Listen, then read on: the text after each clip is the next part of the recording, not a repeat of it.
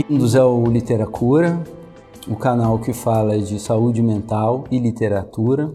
Eu queria falar hoje sobre a psicologia do bem e do mal, e essa reflexão nasceu de uma situação clínica que eu vivi recentemente, com uma paciente, advogada já, madura na profissão, com longo percurso, trazendo algumas percepções dela, da experiência profissional e principalmente desilusões dela dentro da sua experiência jurídica, entendendo todas as distorções que ocorrem, no âmbito da lei, do juízo, da justiça e do direito. Essas pessoas que têm o poder de julgar nas mãos e que estão fazendo injustiça no seu próprio exercício jurídico e que estão tendo ganhos em cima disso. E a gente sabe que é assim que acontece, A gente sabe o tanto que o sistema jurídico do nosso país, ele já está impregnado de vícios e vivendo processos de decomposição e mau cheiro cada vez mais intensos. Chegamos, inevitavelmente, na análise, na reflexão do bem e do mal, e ela, já vivendo uma certa desesperança e ceticismo, me perguntou: será que vale a pena ser íntegro neste mundo? Essas pessoas estão bem, estão vivendo uma vida boa, estão vivendo uma vida tranquila, uma vida cheia de luxos, prazeres e satisfações. Vale a pena? Há um sentido em ser ético verdadeiramente? E a reflexão minha sobre essa questão toda é óbvio que sim. Porque o caminho da integridade é o caminho da unidade. À medida em que o homem faz escolhas éticas em sua vida, à medida em que o homem ele se projeta em direção à virtude, e Platão já dizia isso a partir de Sócrates, que também já dizia isso, à medida em que o homem caminha em direção à unidade e o bem, ele se torna um ser humano belo, forte, inteiro, unificado. Portanto, realizado no âmbito da sua interioridade e, por isso, sem inseguranças existenciais. É um homem seguro no viver.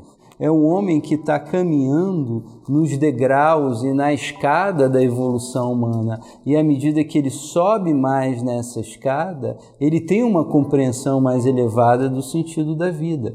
Portanto, vale a pena viver o bem, vale a pena viver a justiça, vale a pena o caminho da integridade. Agora, do outro lado, a gente vai percebendo que a psicologia daqueles que não são íntegros e que a Bíblia vai usar um termo, a palavra ímpio. Ímpio é aquele que segue os seus próprios desejos e apetites desordenadamente. Ora, qual é a construção humana que há nisso? Na verdade, não há construção humana alguma, a dissolução, a desconstrução, a desintegração do eu humano nesse processo.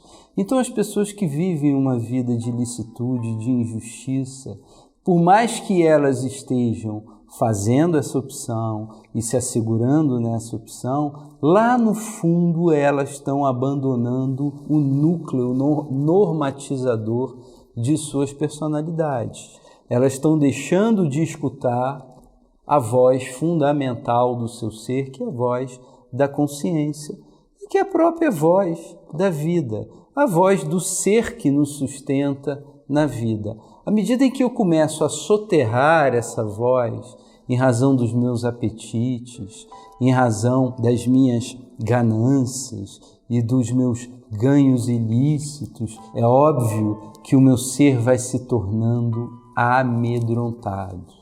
O desejo alimenta o medo. O medo alimenta a culpa se alimenta do medo e do desejo, e o desejo é uma tentativa de abafar o medo e a culpa. Então são seres que vivem no conforto exterior, porém no transtorno interior. O ser íntegro jamais conseguiria habitar meia hora que fosse, na mentalidade de um indivíduo que não tem integridade. Porque essa mentalidade é uma mentalidade desordenada. E é uma mentalidade lá no fundo, insegura. Insegura em relação à vida. E que vai se apegando a referências externas, porque vai perdendo todas as suas referências internas. É muito interessante quando a gente lê o texto de Platão, Apologia a Sócrates, porque é o julgamento de Sócrates por uma elite ateniense, por um magistrado, uma série de juízes ímpios e gananciosos de Atenas que queriam eliminar aquele que naquela sociedade, naquele tempo, naquela cultura, era o portador da verdade e que era um homem santo e sábio. E ele expressa a seguinte sentença: mais feliz é aquele que sofre a injustiça, mais infeliz é aquele que comete a injustiça.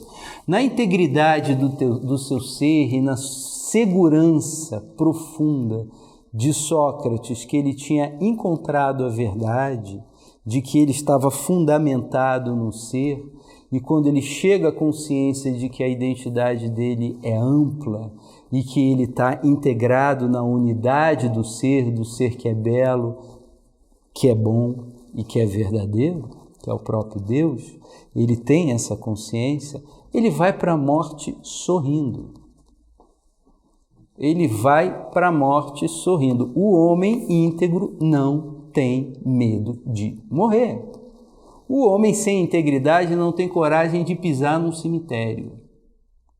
Então, essa análise, não do que acontece do lado de fora, mas do que acontece do lado de dentro de todos nós, é uma análise pertinente para o desenvolvimento humano no caminho e na psicologia do bem e do mal. O caminho do bem leva a vida, a paz e a realização de todas as possibilidades e potencialidades humanas, a própria consumação do ser. O caminho do mal leva à dissolvência, falência, desintegração, o pânico do ser. O ser se fragiliza e se decompõe. Portanto, vale a pena ser bom, é terrível ser mal. Não se esqueçam de curtir e de se inscrever no canal. Até a próxima.